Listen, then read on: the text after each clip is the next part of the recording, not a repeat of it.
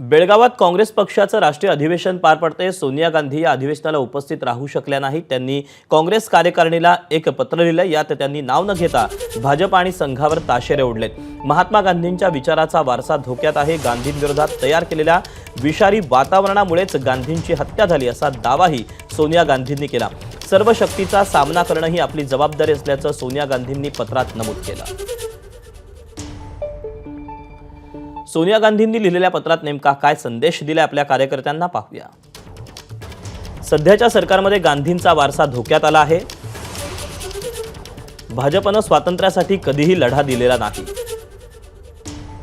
गांधींचा विरोध करून विषारी वातावरण निर्माण केलं, त्यामुळे गांधींची हत्या झाली। वारंवार गांधीजींच्या मारेकऱ्यांचं भाजपकडून कौतुक झालंय। काँग्रेसचा इतिहास अतिशय गौरवशाली राहिला आहे।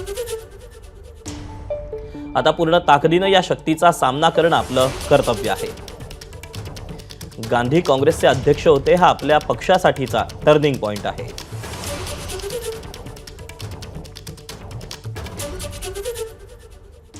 दरम्यान याच अधिवेशनामध्ये राहुल गांधींनी महाराष्ट्राच्या निकालाबाबत काय संशय व्यक्त केलाय पाहूया।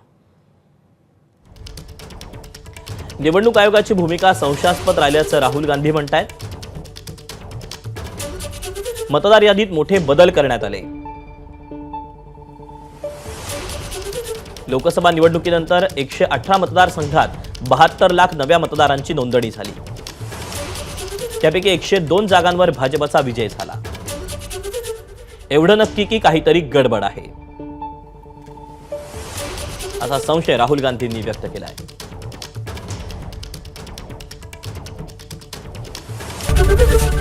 एबीपी माझा, उघडा डोळे बघा नीट।